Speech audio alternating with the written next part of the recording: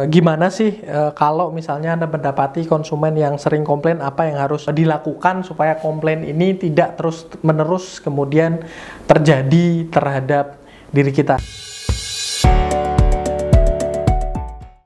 Halo marketing antusias, bertemu kembali dengan saya Erwin Eka dari Indonesian Hypnosis Association. Nah, di video kali ini kita akan membahas tentang bagaimana cara mengatasi komplain ya. Jadi pertanyaannya, gimana sih kalau misalnya Anda mendapati konsumen yang sering komplain, apa yang harus dilakukan supaya komplain ini tidak terus-menerus kemudian terjadi terhadap diri kita. Nah, ada beberapa hal yang akan saya jelaskan ya berkaitan dengan komplain ini ya. Silakan Anda simak. Namun sebelumnya ya, bagi Anda yang ingin belajar Hypno Marketing, silakan untuk Anda bisa klik link yang ada di kolom deskripsi untuk mengikuti pembelajaran Hypno Marketing ini. Nah, sudah kita mulai untuk ilustrasinya tentang komplain ini ya. Jadi ada beberapa hal yang perlu diperhatikan berkaitan dengan komplain ini. Bagaimanapun ya, komplain ini merupakan suatu hal yang dalam dunia marketing ini memang suatu hal yang sering terjadi gitu loh. Jadi Anda tidak bisa terus kemudian di dunia marketing ini berharap ya sepanjang karir Anda akan terhindar dari komplain tersebut. Namun ya, yang akan saya ajarkan ini akan bisa untuk meminimalisir atau lebih bisa mengorganisir komplain ini menjadi lebih baik ya terhadap kemajuan perusahaan Anda atau apapun yang akan Anda tawarkan. Jadi yang pertama yang perlu Anda lakukan ya berkaitan dengan komplain tersebut tentu saja adalah introspeksi ya.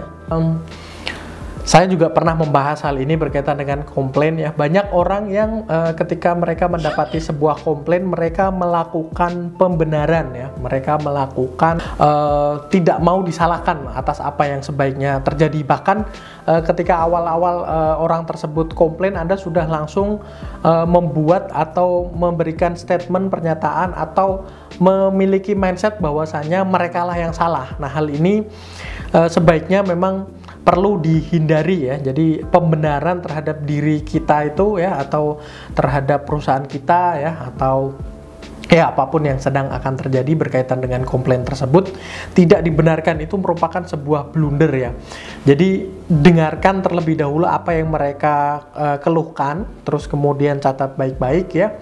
Teknisnya juga pernah saya bahas begitu ya berkaitan dengan handle komplain ini. Dan introspeksi bisa jadi ya terkadang karena ya kita bekerja di perusahaan tersebut, kita bergelut di bidang tersebut, kita tidak memiliki point of view atau sudut pandang yang berbeda berkaitan dengan kesalahan yang ada. Artinya kita menutup mata, artinya kita terlalu mungkin karena kompetitor yang lain itu jauh tertinggal daripada produk yang kita tawarkan, kita jauh lebih baik begitu ya. Jadi kita merasa bahwasanya produk kita paling baik, padahal ada sudut pandang yang berbeda terutama dari konsumen, terutama dari mereka yang menggunakan produk atau jasa kita.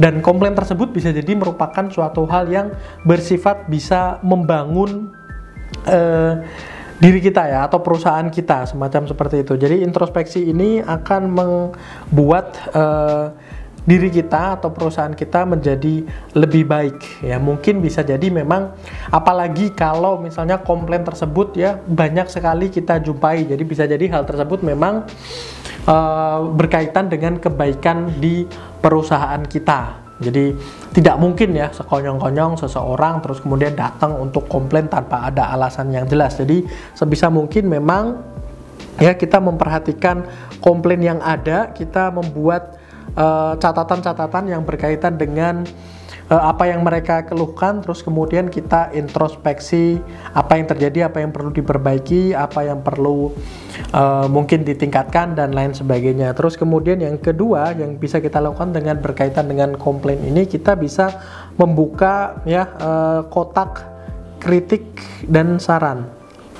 Nah, komplain itu bisa jadi ya, seperti saya bilang tadi, tidak terus kemudian melulu soal kesalahan yang ada atau kekurangan yang ada. Bisa jadi komplain itu merupakan suatu hal yang bersifat perbaikan untuk produk atau jasa atau apapun yang kita tawarkan. Nah, untuk menghindari terus kemudian seringnya komplain yang ada, kita bisa membuka kolom atau membuka layanan kritik dan saran. Jadi yang semula sifatnya negatif ya, kita bisa ubah menjadi sesuatu hal yang positif dengan membuka kritik dan saran. Beda sekalipun terlihat mirip ya, namun respon yang akan didapat akan berbeda ketika seseorang komplain dengan ketika seseorang memberikan kritik maupun saran untuk perkembangan.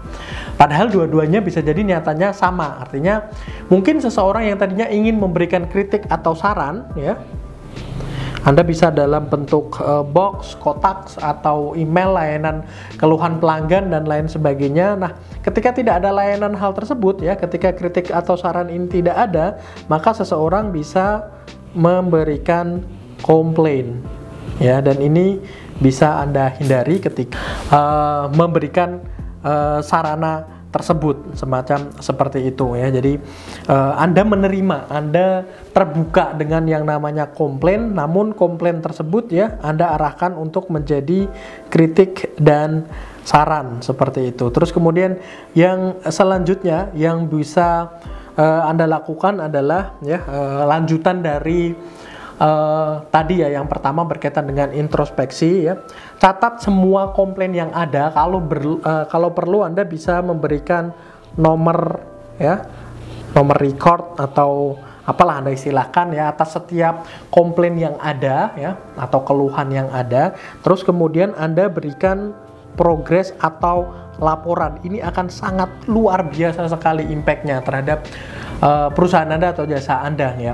Ketika misalnya keluhan mereka sudah disampaikan, terus kemudian ada perkembangan yang berarti, ada perbaikan, dan terus kemudian atas inisiatif dari Anda bisa mengusulkan ini ke segenap layanan yang ada di produk yang Anda tawarkan. Jadi ketika misalnya komplain dari mereka sudah diperbaiki, Anda sampaikan hal tersebut kepada konsumen Anda. Saya yakin ini akan sangat meminimalisir dan Anda akan mendapatkan ya dampak yang sangat luar biasa. Kenaikan omset saya yakin akan luar biasa sekali terhadap diri Anda, semacam seperti itu. Jadi menjadi sosok marketing yang proaktif ya, yang bisa mengerti setiap kebutuhan para customer Anda, dan ketika mereka mengeluhkan sesuatu, Anda mengerti, Anda memposisikan diri Anda di posisi mereka, terus kemudian Anda berikan kabar seperti itu. Jadi Anda bisa dengan menelpon mereka, memberitahukan keluhan yang tercatat dengan nomor sekian-sekian yang Anda keluhkan pada hari hari Senin tanggal sekian jam sekian ya, berlokasi di sekian. Apalagi kalau Anda mengingat sampai detail semacam seperti itu, sampai dengan saat ini kami telah melakukan perbaikan, kami telah melakukan apapun ya yang berkaitan dengan progres atau perkembangan yang ada, dan itu akan sangat luar biasa.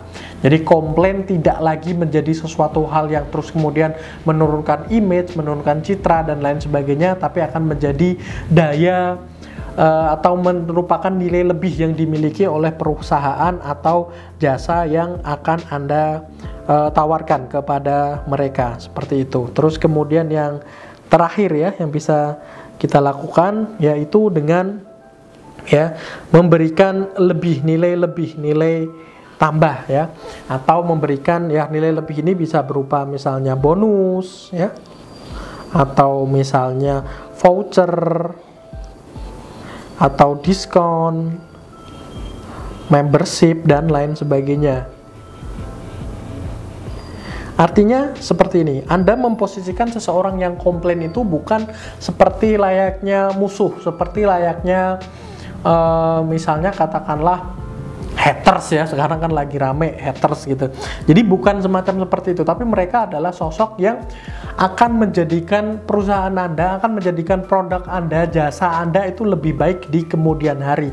Hal ini ya sudah sangat lazim terjadi misalnya di dunia servis jasa, misalnya resto, terus kemudian hotel dan lain sebagainya. Ada yang komplain, mereka banyak yang terus kemudian menawarkan terima kasih atas masukannya, kalau berkenan silakan Anda bisa datang lagi ke kami dan kami berikan voucher gratis menginap selama 2 hari misalnya. Atau Anda kalkulasi saja dengan tim marketing supaya bisa lebih memanage komplain yang terjadi ini untuk menjadikan sekali lagi yang tadinya mereka ya, dan mereka yang komplain ini ya secara emosi mereka sedang, atau secara perasaan mereka sedang terbuka. Artinya filter mental mereka atau dalam sisi kondisi hipnosis mereka itu sangat mudah terhipnotis gitu ya. Jadi sangat mudah untuk yang tadinya mereka marah malah menjadi suka, yang tadinya mereka benci dengan produk Anda akan menjadi justru repeat order, akan menjadi terus justru menceritakan pengalaman yang mereka alami kepada orang-orang lain di sekitar mereka, ke saudara mereka dan lain sebagainya seperti itu. Jadi itu ya bisa dilakukan ya. Jadi berikan nilai lebih, berikan bonus, berikan voucher, diskon, membership atau apa saja yang mungkin Anda bisa buat itu sebagai bentuk permintaan maaf. Mungkin Anda bisa buat hal tersebut sebagai bentuk layanan atas kepedulian mereka terhadap perbaikan yang akan Anda dapati di produk Anda atau jasa Anda, semacam seperti itu. Oke ya, saya rasa itu semoga bermanfaat bagi Anda sekalian ya. Jangan lupa like, komen, dan share serta subscribe. Dan sekali lagi untuk info seputar hypno marketing Anda bisa mengunjungi website kami di masterhypnotis.com. Terima kasih.